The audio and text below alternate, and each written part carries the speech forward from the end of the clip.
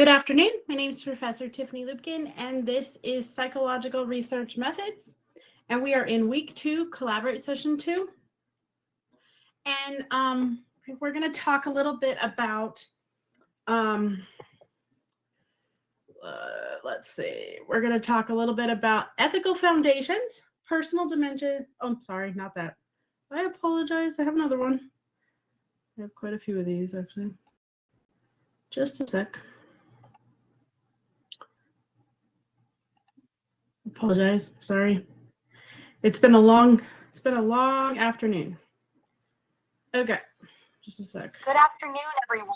Just a sec. We're going to talk about the foundations and future directions in behavioral research, methods, ethics, and with AI integration. This is usually the discussion I give kind of in week 1, because as we all know, AI is in our lives. I use it. I'm sure you guys are using it. People are using it for their jobs. I have a sister that's a PA. They're using it for their charting, their to use X-rays, interpretation. So you're going to use it in research. You're going to use it in lots of different things. For example, people are using it for apps, everything. I mean, it's being used. There's like Waymos. So it's going to come. Okay, but the big thing is, and the thing that we're going to do is research, is it makes your job faster, but you're kind of the person that regulates it. So for example, you could put in a prompt. Like I was telling students, I'd help students with a dissertation, and there's an application that actually helps with that. But basically what it does is it does a lot of your looks up your resources. So you don't have to go in and go to the library, go to like psych articles and be like, okay, you can put in your topic. Like if your topic is, a CBT therapy effectiveness in adolescents with anxiety or ADHD. Okay. So you would type that in. And you'd say, I want articles from 2009 to 2020, 25, 26, right? And it would give you those articles and it would narrow them down, and then it would help you accumulate them into a literature review to fit your question, okay? And then you could look at it, tailor it, do stuff. And what it does is it takes the research, the time you'd be spending on that literature review, which honestly, my dissertation process, I started it in about 2019. I didn't get done until 2021. So it takes that time that you would spend. Now, I only did part-time because I was working full-time. Plus, we have COVID and all that. But it takes that time that you would spend and do stuff, and that literature part of writing that dissertation, okay, and allows you to get that part done. And then you could focus more on your research, because my research part, once I got all that part, got to the IRB, I actually was able to do my research, do the surveys and stuff I was doing. It took about 6-7 months. And then I did my writing at the end, did all my analysis. Okay, and now you can use analysis for stuff like that. Like you can use JASP, and you can also apply AI to help you out with that. So it's an augmented service. It's not so much like, that it's going to take over, it's fully autonomous. It's augmented to help support you and make things faster, to get rid of a lot of the mundane stuff, like the copy paste function that we all use all the time. Okay. So we're going to look at that. Okay. So I have a really good video, okay, about how AI is being used in clinical trials. And then I have one that shows the AI of how human AI and everything can be integrated in the future. And he has a really good thing. And then I have a PowerPoint that I used. There's a new application I got. It's called SlideSpeak. And I can create a PowerPoint presentation. I can take the content, take the textbook, all this stuff, put it in, type in my script, my voice, and then it gives a voice, it does the thing, and it's pretty much like somebody's presenting, okay? So you can kind of see how it's augmenting my job, okay?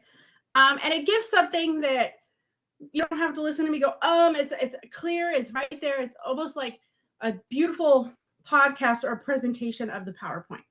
And it covers stuff that's actually from the textbook, the content, and everything, and not just like, you're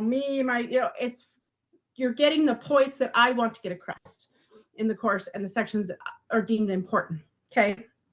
So I think it's a good idea, but, you can tell me what you think, if you're watching this. Okay, so we're going to I'm going to start with the videos first, and then we will get going. and then you'll see the presentation. Okay. So the first one is a short video. Okay. And this one's about clinical trials in the AI and helping. So a lot of clinical trials are used in pharmacy. And just a sec, because it's not. A lot of these clinical trials are used in pharmacy.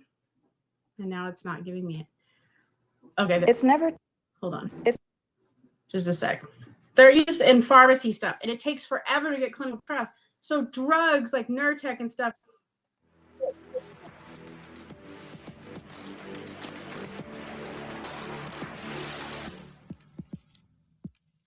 Hi, everyone. I'm Michael Lee. As John said, I'm an incoming assistant professor at Harvard Business School. And today, I'm going to tell you how AI is going to fundamentally change how we test new drugs. Currently, we test every drug through a little process that we call clinical trials. How does clinical trials work? There's generally 4 steps. We select some locations, then we recruit a bunch of people, give them the drug or not, monitor them throughout, and then analyze the data to see if the drug works. This trial and error process is considered the gold standard in determining if a drug is going to work or not.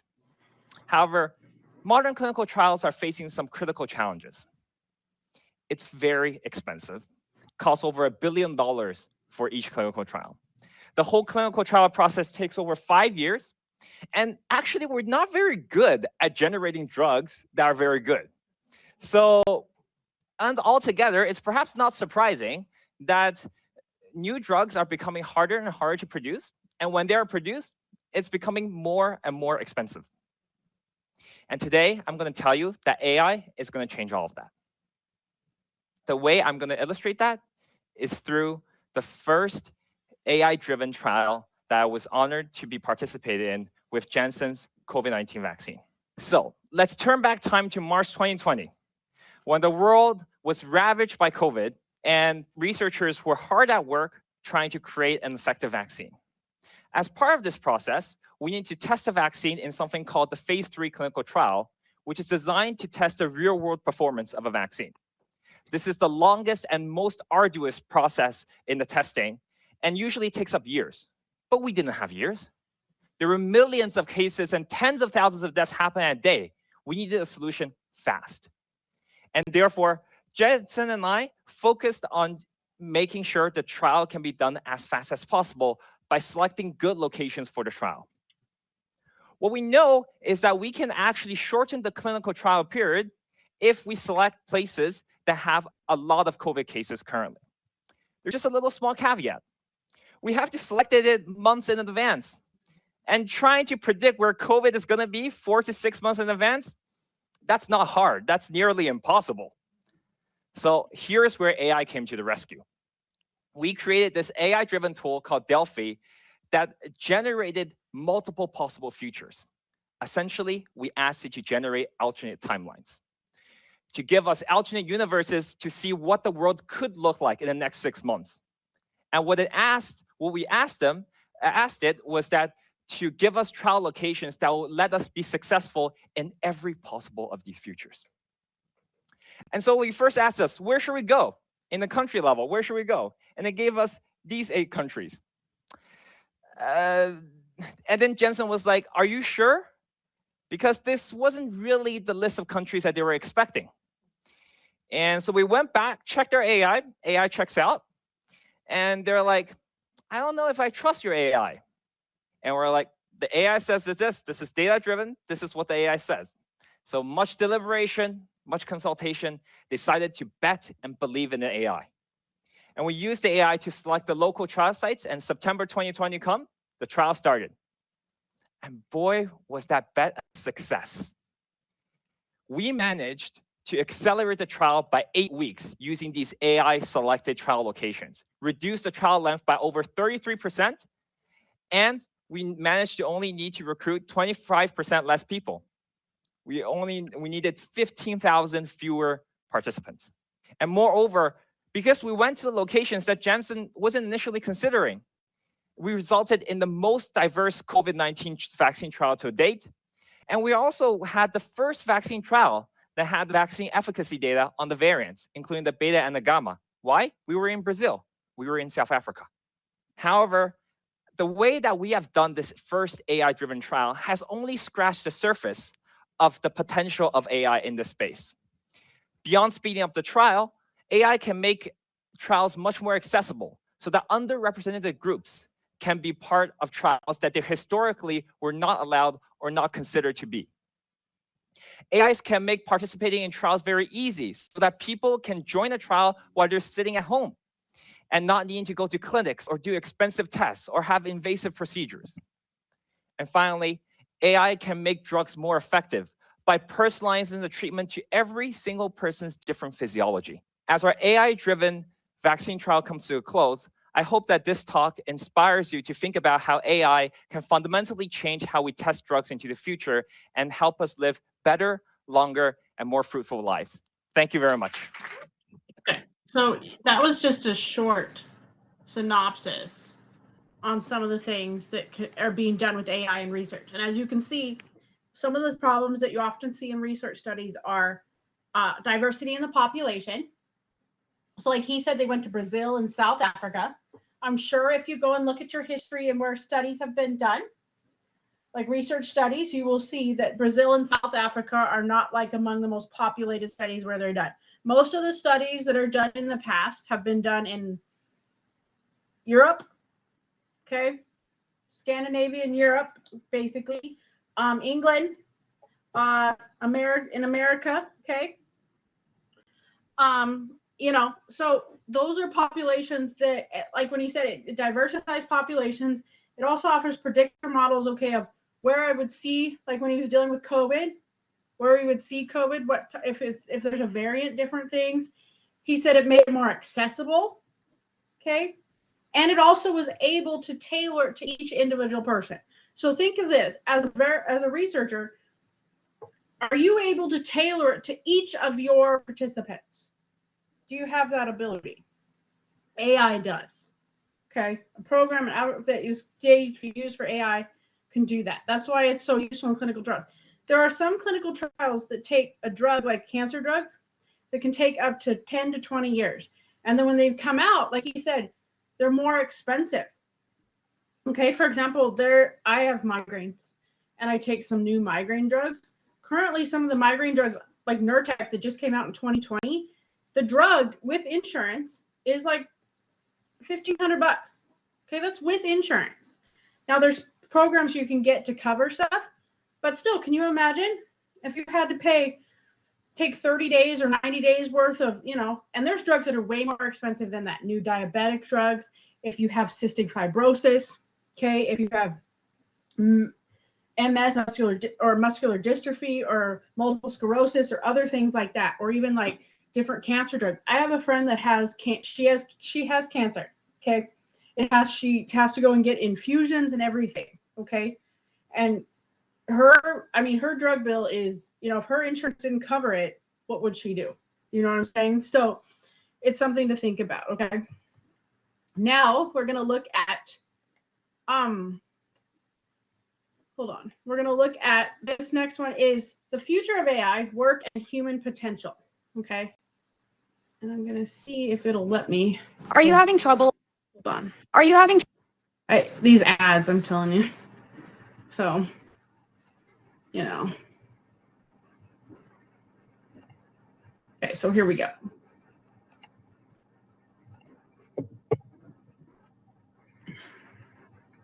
Maybe. Let me see if it'll play.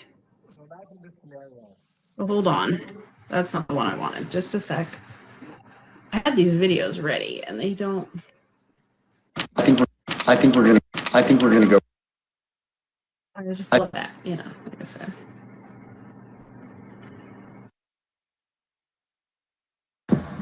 Here we go.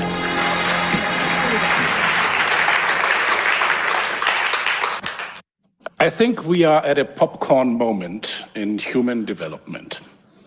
Now, what is a popcorn moment?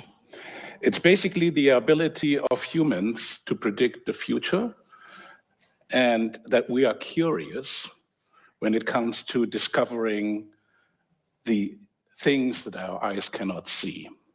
that we want to learn and that we want to discover. The setting is easy. You go into your kitchen with some friends and you're making popcorn the old-fashioned way. Not in the microwave bag, but you take a pan, a little bit of cooking oil, and a handful of popcorn kernels. You put it into the oil and you switch on the hot plate. And then a little red dot goes on your cooking plate that shows that the pot or the heat is going up. And you ask your friends, how long in the future, how long will it take until we have popcorn? And you'll see different ways of predicting the future. One or two will probably be ahead of their time, and probably there's a little bit drop of water between the pan and the hot plate, and it makes this noise, doom. And they say, oh, it's already starting.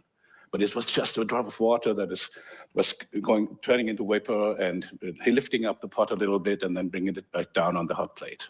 No popcorn. Wrong prediction. A minute goes by. 2 minutes go by. Nothing happens.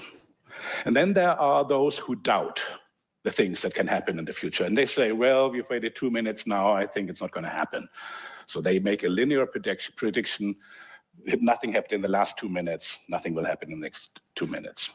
But those of us who stay curious and use the abilities that we have right now to have just-in-time learning, to have the ability to feed our curiosity with the information and knowledge that we didn't have to learn in school, but we can get it right now. And you pull out your smartphone and you Google popcorn. And what you get is basically all the information you need to make a good prediction, because at the Wikipedia page of popcorn, it says popcorn pops in hot oil at about 180 degrees Celsius, 360 degrees Fahrenheit. And if you pull up the drawer beneath the hot plate and you find the meat thermometer, you can stick it into the oil and see where we are in the trend that enables the popcorn. And you see we're at 150 degrees, 151, 152, 153. So it goes up at about 1 degree a second. And now you can make, with this information, a very good prediction and say in about 30 seconds, we'll see it coming. And then the first popcorn pops. It pops because the heat from the oil goes into the kernel, and in the middle of the kernel is the seed, which is surrounded by a little water and a little bit of corn oil. And the water starts at 100 degrees to turn from liquid into gas or into steam. And the pressure gets so high that it basically explodes at one point in time, and it diffuses into the cornstarch that is surrounded and blows it up. But does it take another 1 or 2 minutes for the next kernel to pop?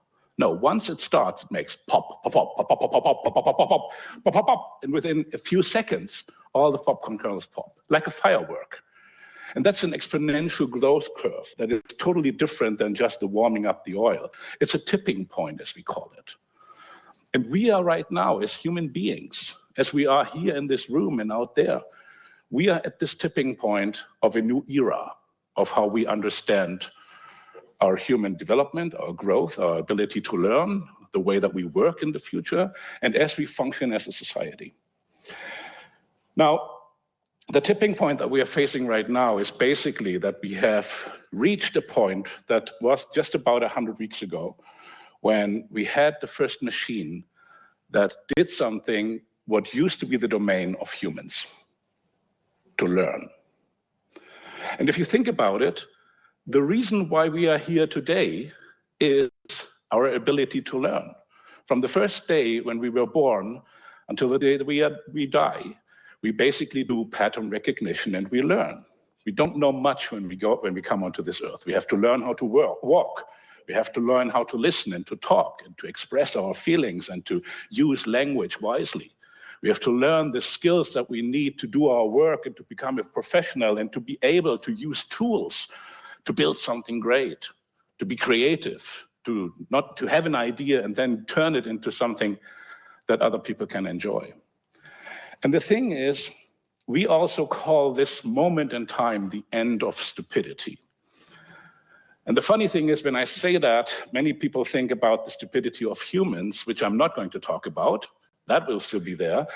But the tipping point basically is that computers in the past were able to calculate something. They had a programming logic with if then else. but they were not able to understand and learn what we are doing.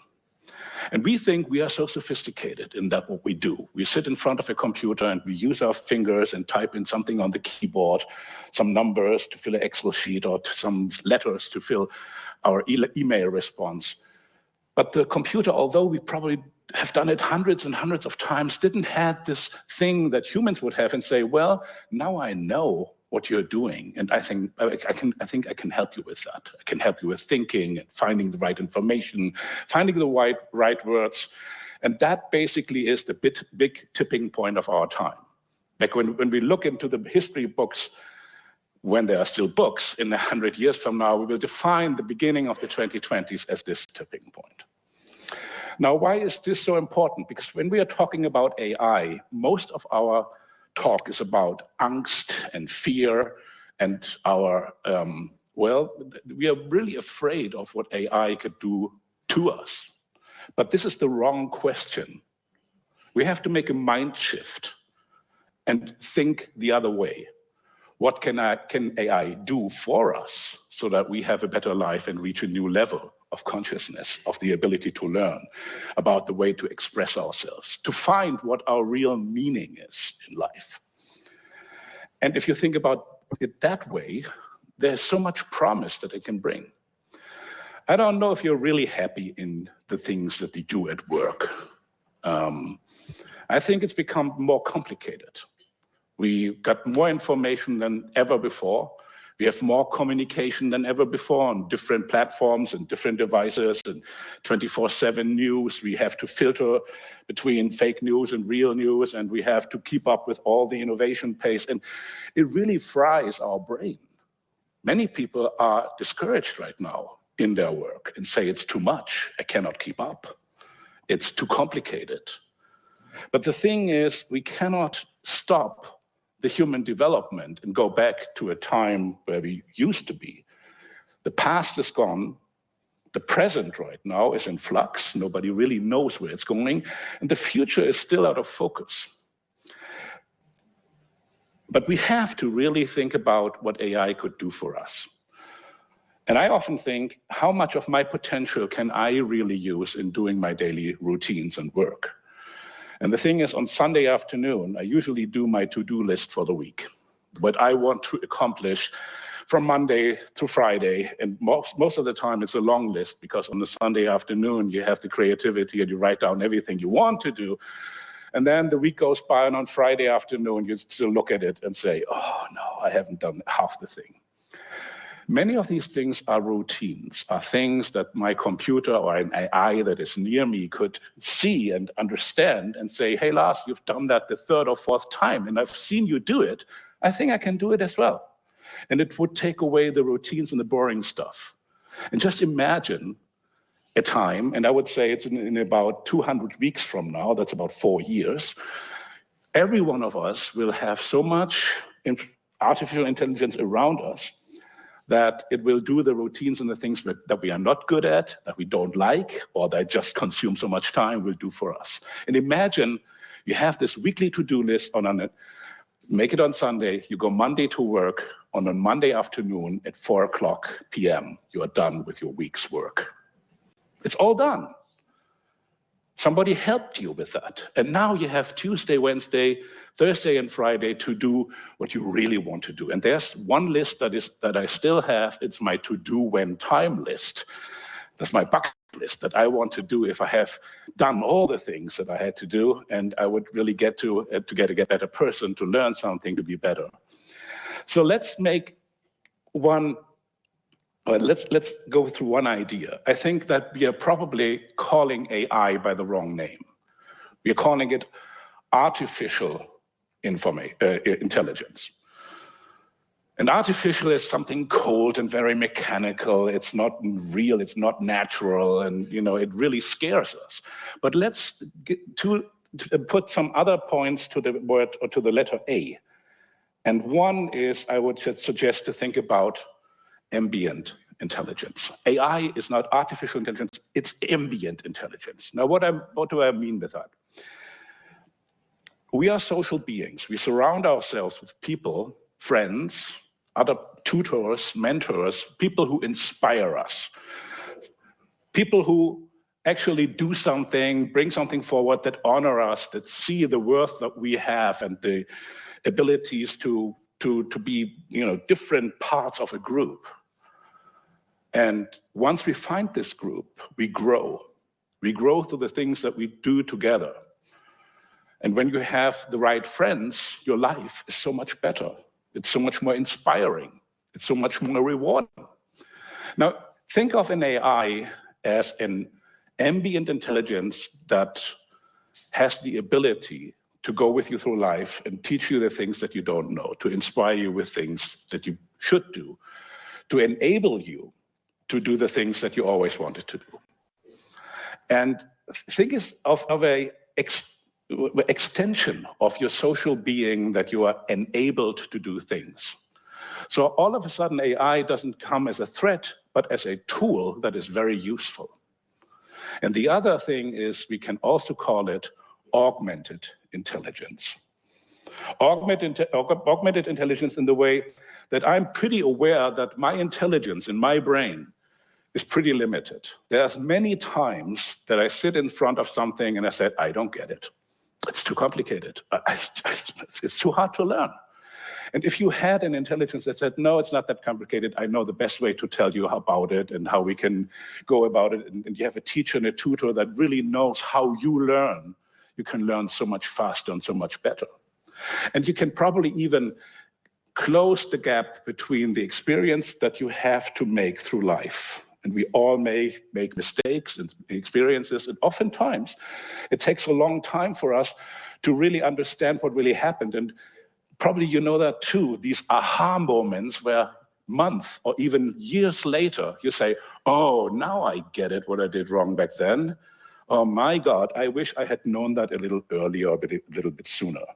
If we close that gap, we will have a better life. The shocking thing is, if we are lucky, we have 4,000 weeks to live. After 4,000 weeks, you're about 77 years old. And during that time, all you do is learn, actually experience the world, trying to get the person that you want to be, to understand how social beings interact with each other, to find your place in this world. And just think, you have an augmented intelligence that helps you reach this goal a little faster, not on week 3,999, but in the middle of life. If you would have known what you know now 20 years ago, think about how much better your life was. And the thing is, we are entering this new era right now. AI is not something that goes against us. It is a tool, just like so many tools that we have created to make our lives better. The plow, printing press, electricity, the internet. And we had to figure out how to use these tools. But tools, just as someone has the skill to use a tool very good, you can do magic with it. You can build something, you can create something, you can build something that you are proud of and other people are proud of too, to make a mark in your life. And we now are at the verge into this new era.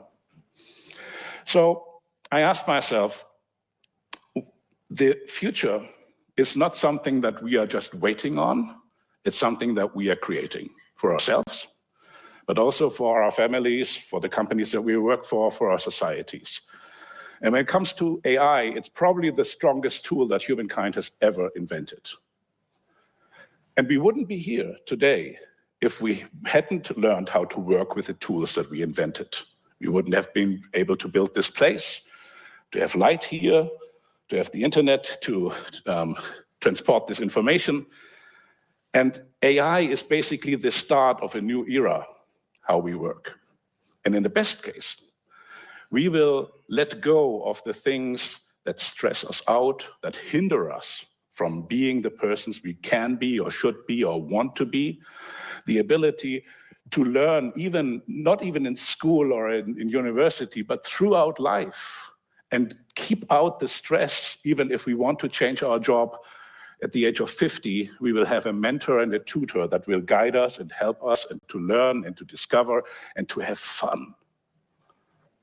So I suggest when we talk about AI, let's not talk about artificial intelligence because it misleads us.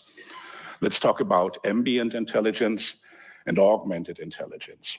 And to be honest, I think we are at the time, if we don't work with AI in a productive way, we are in much more trouble than if we are starting to learn, to shape how this tool that we've built can actually enable us to do greater things. What a time to live in. Thank you.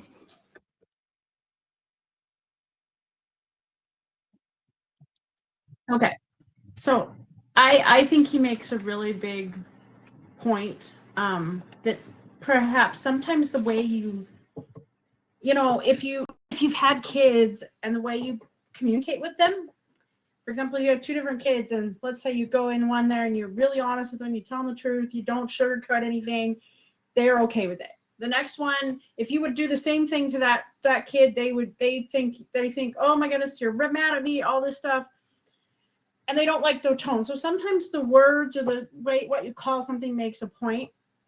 And when he says, so like when it says artificial, it's like, oh goodness, something's coming to get my job. When he says augmented intelligence and other things, and that it could supplement you, make you a better student, make you a better professor, make you a better administrative assistant, make you a better architect, make you a better computer developer. I think that's important, and so I think that's the key thing. Okay, so for the good example, I have a presentation here. Okay, now I created this with my content and with the assistance of artificial intelligence with an app I use called SlideSpeak, where you can take your content. So I took this content from the chapters that we had, chapters 3, 4, and 5, and then I added in the AI integration, the ethics, and the foundations of where we're going with behavioral health research. Okay, which is what I do. I'm a research psychologist. Okay. So I wanted to see, and that's one of the things I tried to implement in this course, teaching research, because AI is out there and it's stuff, and the ethics that we do with AI is something that is important. So, and this is also something you can see for your course project as well. So it's about 30 minutes, and just kind of see what it is. And, you know, it's just a tool I've just started using about the last 2 weeks, and I found it useful. So, you know, we'll see where it goes. Okay, here we go. And welcome. Today, we will be diving into the foundations and future directions in behavioral research. We'll explore essential topics such as methods and ethics, and also look at the exciting integration of artificial intelligence in psychology. This presentation offers a comprehensive exploration of variable measurement, sampling techniques, ethical practices, and how AI can be used responsibly in our field. I'm looking forward to sharing these insights with you. When we talk about defining and measuring variables, we're really talking about the backbone of behavioral science research. Without clearly defined variables, it's impossible to conduct meaningful studies. This chapter draws attention to how tricky it can be to pinpoint exactly what variables to focus on and how to measure them in a precise way. Getting this right is crucial because it directly affects the quality of our research. When variables are well defined and accurately measured, the findings we get are not only meaningful but also easier to interpret and replicate in future studies. This careful process ultimately strengthens the validity and reliability of our work. Measurement decisions play a crucial role in shaping the results and conclusions of behavioral research. How we choose to define and measure our variables can significantly impact the validity of our findings. While it might seem simple to define and measure variables, in reality, this process is often quite complex and demands thoughtful attention to detail. If variables are poorly defined or measured inaccurately, it can lead to flawed conclusions and ultimately weaken the overall quality of the research. That's why careful measurement is fundamental to producing reliable and meaningful insights. In this study, researchers noticed something interesting. Men tended to tip waitresses more when they wore red t-shirts compared to other colors. To analyze this, the study focused on two clear, concrete variables. The first was the t-shirt color, specifically comparing red shirts to shirts of other colors. The second variable was the tip amount, which was measured objectively in dollars. By using these concrete variables, the study was able to provide clear, measurable insights into how t-shirt color might influence tipping behavior. When we talk about abstract variables like shame, guilt, and pride, one of the biggest challenges is how difficult they are to define and measure compared to more concrete variables. Because these emotions are so subjective, it's essential to have clear and precise definitions. This helps us track changes and differences accurately across various ages or groups. To do this effectively, researchers need to find ways to operationalize these concepts, meaning they must translate these feelings into measurable terms or behaviors that can be studied systematically. This step is crucial for gaining meaningful insights into how these emotions function and develop. When we talk about operational definitions, we're referring to the specific procedures researchers use to measure abstract variables. These are the exact steps that make something intangible, like emotions or attitudes, clear and measurable. For example, broad concepts such as guilt or pride aren't just vague feelings. They can be transformed into measurable elements like questionnaire scores or particular behaviors we observe. This process is essential because it allows us to analyze these concepts systematically, compare results across different studies, and replicate findings to ensure reliability and validity. Without operational definitions, it would be nearly impossible to study complex psychological constructs in a meaningful way. When we talk about evaluating measurements, two concepts are absolutely crucial: validity and reliability. Validity is all about accuracy. How well does our measurement actually capture the specific variable we're interested in? It's like making sure we're measuring what we think we're measuring. On the other hand, reliability focuses on consistency. This means that if we repeated the measurement or had different observers measure the same thing, we would get similar results each time. Both validity and reliability work together to ensure that our research findings are credible and trustworthy. Without them, any conclusions we draw could be misleading or incorrect. Here we have an overview of the four main scales of measurement. First is the nominal scale, which simply categorizes data without any order. Think of things like colors or gender; these are just labels, no ranking involved. Next is the ordinal scale, where categories are ranked in order, such as satisfaction ratings. Here we know the order matters, but the intervals between ranks aren't necessarily equal. Then we have the interval scale, where numbers have meaningful, equal intervals but no true 0 point. A good example is temperature in Celsius. 0 doesn't mean the absence of temperature. Lastly, the ratio scale features numeric values with a true 0, meaning the 0 point indicates none of the quantity present. Examples include height or weight, where 0 genuinely means none. Understanding these scales helps us choose the right statistical methods for analysis. Here, we're looking at three common modes of measurement used in research. First, self-reports involve participants sharing their own responses, typically through surveys or interviews. This method is great for gathering personal insights, but can be influenced by biases like social desirability. Next, observations involve collecting behavioral data directly, either by researchers watching or through technology like video recordings. This provides objective information but may miss internal experiences. Lastly, physiological measures capture biological data, such as heart rate or brain activity, offering a window into underlying bodily responses. Each of these methods has its own strengths and weaknesses, and these differences can impact both the quality of the data and how we interpret the results. Understanding these nuances is key to choosing the right approach for a study. Defining and measuring variables carefully is essential for credible research in behavioral studies. It all starts with clearly and precisely defining the variables, whether they are tangible or abstract concepts. Once defined, choosing the right measurement methods is crucial to accurately capture the data we need. Equally important is making sure these measurements are both valid, meaning they truly measure what they're supposed to, and reliable so results are consistent over time. Following these steps helps us generate meaningful findings that others can replicate and trust. On this slide, we explore two important topics. First, we look into the reasons behind false confessions. It's crucial to understand why innocent people might admit to crimes they didn't commit, which can happen due to factors like intense pressure, fear, or misunderstanding their rights. Second, we address ethical challenges in psychological research. Researchers have a duty to protect participants from harm, ensuring their studies are conducted responsibly. This includes carefully considering the use of deception, which can be controversial and raises important moral questions about honesty and participant welfare. Both areas highlight the delicate balance between advancing knowledge and safeguarding individuals. In this experiment, participants were first given a clear instruction, not to press the Alt key. Then, the study introduced a triggering event when the computer crashed. At this point, 3 different conditions were tested. In the false evidence condition, participants were shown a fake videotape that supposedly proved they had pressed the key. In the bluff condition, the researchers claimed they had evidence against the participants, but no actual evidence was shown. Finally, the control condition involved no presentation of any evidence at all.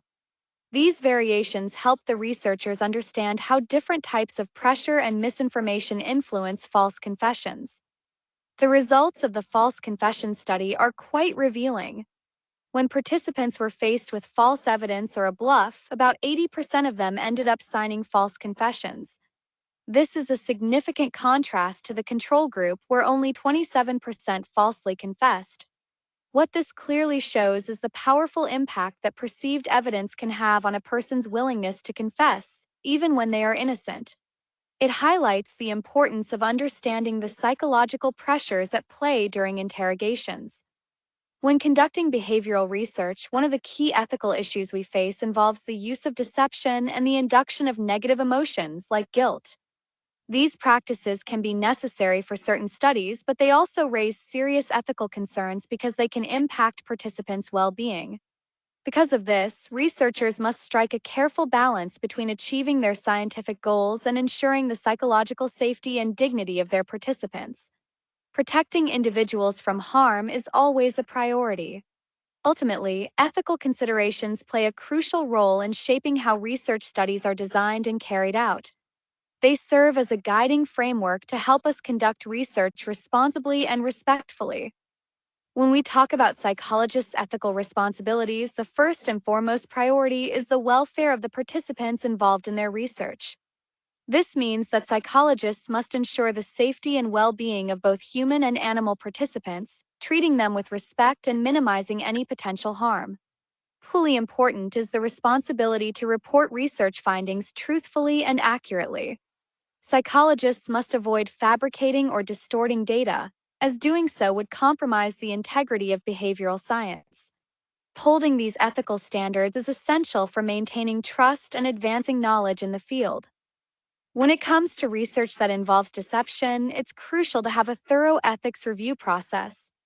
This ensures that the study is carefully evaluated before it receives approval, protecting everyone involved.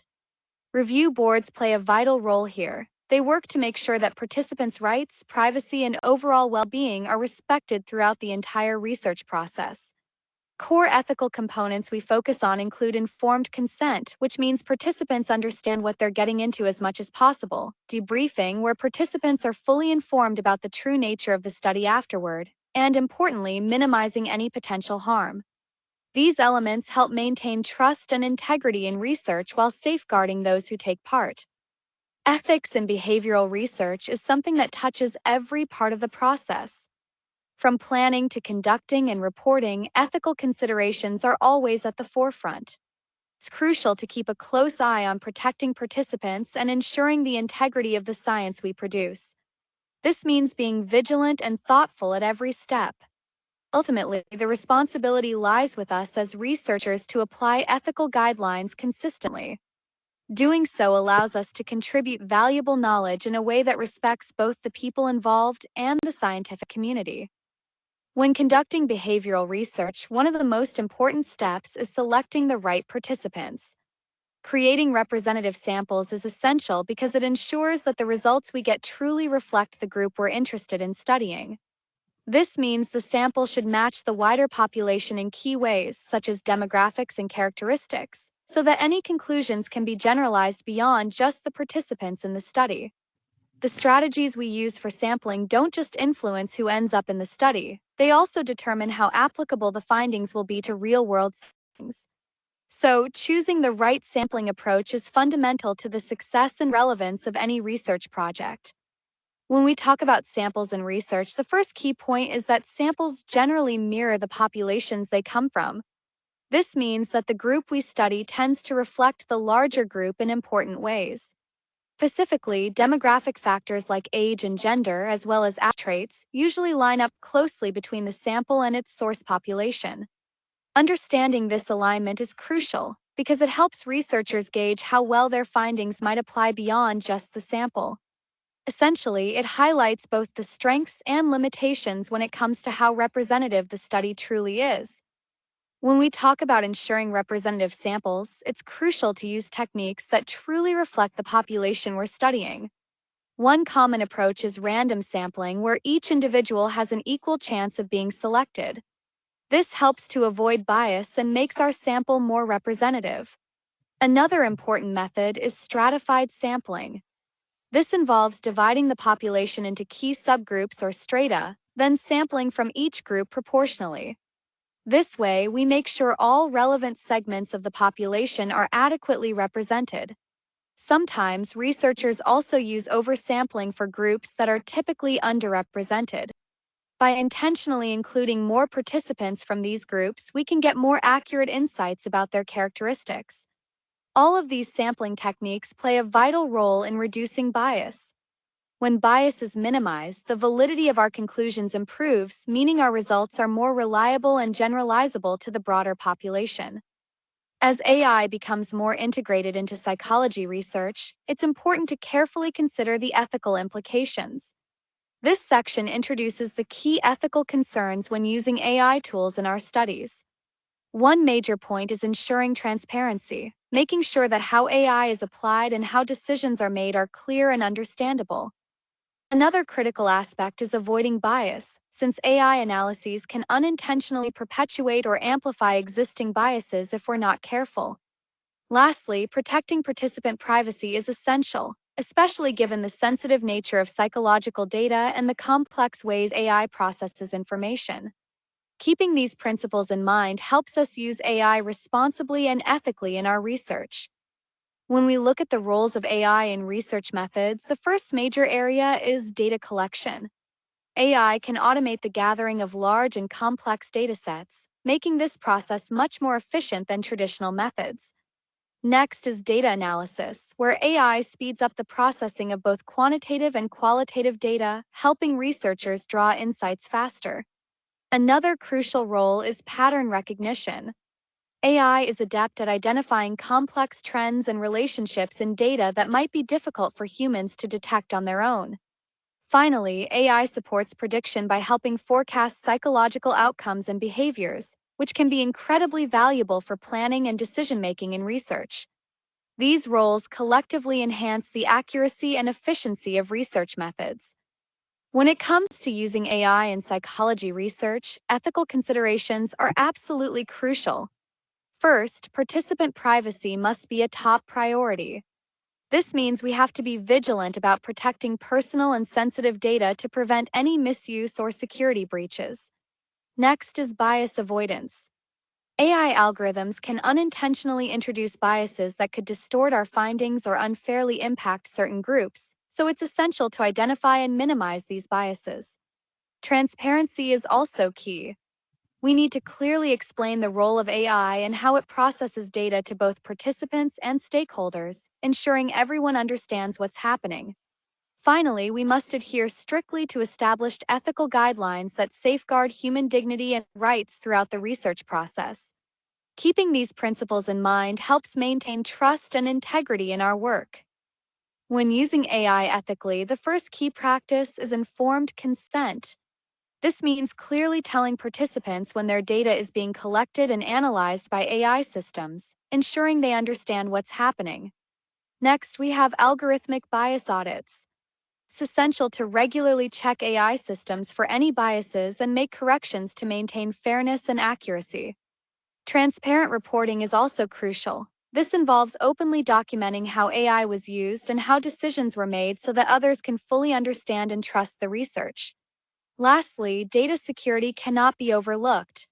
Strong protections must be in place to keep data confidential and intact throughout the entire research process. These practices together help us use AI responsibly and ethically. When integrating AI into research, it's crucial to prioritize responsible use. This means making sure that all AI applications are aligned with fundamental ethical principles that guide our research practices. Next, building trustworthiness is key. We must protect the rights of our participants and be transparent about how AI is used throughout the research process. Another important aspect is maintaining scientific validity. This involves actively preventing bias and ensuring that the findings derived from AI assistance are accurate and reliable. Finally, ethical reflection shouldn't be a one-time effort. To maintain integrity in AI-enhanced psychological research, we need ongoing ethical evaluation and regular updates to our frameworks as technology and methodologies evolve. This continuous approach helps us stay accountable and uphold the highest standards in our work.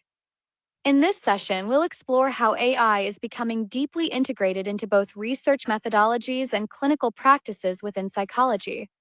We'll look at the wide range of applications AI offers, from automating data processing to aiding in psychological assessments. AI brings exciting opportunities like more advanced data analysis and the ability to create personalized interventions tailored to individual needs. However, there are significant challenges to consider, including ethical issues, concerns about accuracy, and gaining acceptance among professionals. Understanding these factors thoroughly is crucial for researchers to use AI responsibly and effectively. Throughout the session, we'll cover these key areas to provide a well-rounded view of AI's role in psychology research. When we talk about bridging AI anxiety and comfort, we first need to acknowledge the common fears people have. Many worry about job security, fearing that AI might replace human roles. There's also concern about losing the human touch, especially in fields where empathy and personal connection are crucial. And then there's the unpredictability of AI. People aren't always sure what to expect or how it might behave. To address these fears, education is key. We need to clearly communicate what AI can and cannot do, avoiding overhyped expectations or misunderstandings. Transparency about how AI is used helps build trust. Additionally, integrating AI gradually allows everyone to adapt at a comfortable pace rather than being overwhelmed all at once. Finally, promoting comfort involves actively involving both clinicians and clients in the design and deployment of AI tools. When people have a say in how AI is developed and used, it helps build confidence and reduces fear. This collaborative approach ensures that AI supports human work effectively and respectfully. When we talk about predictive AI and practice solutions, there are three main areas where this technology really makes a difference. First, improving assessment. Here, AI helps us analyze complex data sets to pinpoint risk factors and make more accurate diagnoses, which means we can catch issues earlier and provide better care. Next, supporting intervention planning. Predictive models allow us to customize treatment approaches specifically for each patient's needs, making interventions more effective and personalized. Finally, forecasting outcomes. By evaluating how patients are likely to respond to different treatments, we can adjust care plans proactively to achieve the best possible results. This combination of predictive insights is transforming the way we deliver healthcare. In this slide, we'll explore how AI is currently being used in psychology and how we can integrate it responsibly into our daily work. First, it's important to recognize the various ways AI supports psychological practice today, from analyzing data to assisting with diagnostics and treatment planning. Next, we need to consider ethical best practices for incorporating AI, ensuring that we respect confidentiality, obtain informed consent, and maintain professional standards when using these tools. It's not just about having AI available, it's about using it effectively to enhance our work without compromising quality.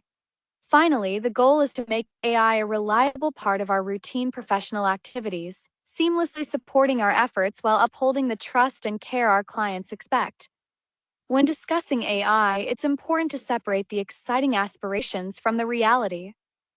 Many visions of AI paint a picture of limitless possibilities, but we need to keep in mind what AI can actually do right now. This helps us set realistic expectations and avoid getting caught up in hype. By understanding the gap between what AI promises and what it reliably delivers today, we can use the technology responsibly and make informed decisions about its application. Keeping this balance ensures we harness AI's strengths without overestimating its current capabilities. It's natural to have concerns about AI, especially fears that it might replace human judgment. While AI can process large amounts of data quickly, it's important to remember that human insight and experience remain crucial in decision-making. Another significant consideration is the ethical risks associated with AI. We need to be vigilant about issues like bias, fairness, and transparency to ensure AI is used responsibly. On the positive side, AI offers tremendous potential for personalized care, tailoring treatments and interventions to an individual's unique needs. Additionally, AI can greatly streamline workflows, reducing administrative burdens and allowing professionals to focus more on what truly matters, providing quality care. These opportunities and challenges together shape how we approach AI integration thoughtfully and effectively. When we talk about integrating ethics with AI in research, it means expanding the traditional principles of research ethics to tackle the unique challenges posed by AI. For instance, algorithmic bias is a big concern. It's essential to recognize where biases might creep into AI systems and find ways to minimize them, ensuring fair and impartial outcomes. At the same time, privacy is a critical issue. We have to be clear and transparent about how AI uses data and make sure participants' personal information is protected. Transparency not only builds trust, but also keeps the research aligned with strong ethical standards. Overall, addressing these points helps us responsibly harness AI's potential in research. When we talk about ethical challenges unique to AI in psychological research, there are a few critical points to consider. First, data privacy risks become a major concern.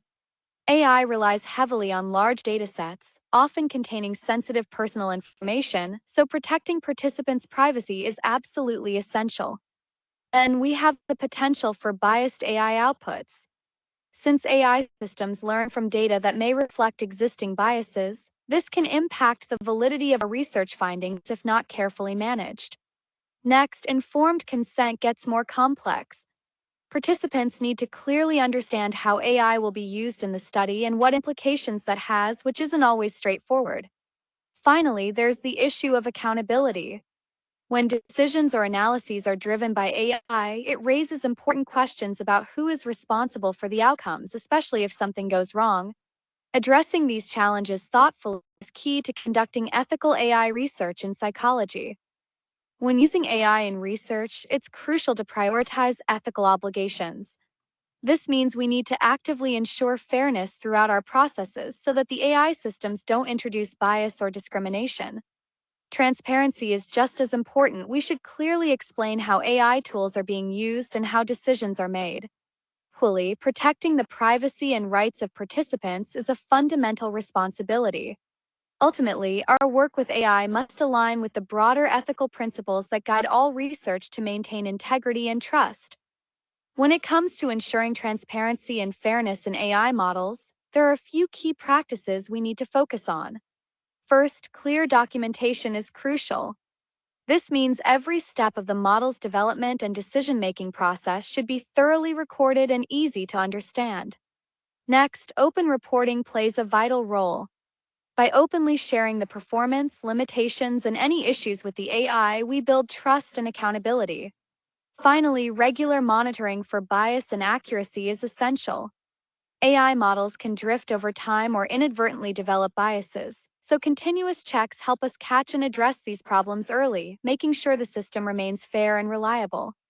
These practices together lay a strong foundation for responsible AI use. When conducting AI-driven research, one of the top priorities is protecting sensitive participant information. This involves using encryption to ensure that data is securely encoded, making it difficult for unauthorized parties to access it. Additionally, storing this information securely is critical, whether that means using protected servers or implementing strict access controls. Equally important is adhering to data protection laws and regulations, which provide guidelines and legal frameworks to safeguard participant privacy throughout the research process.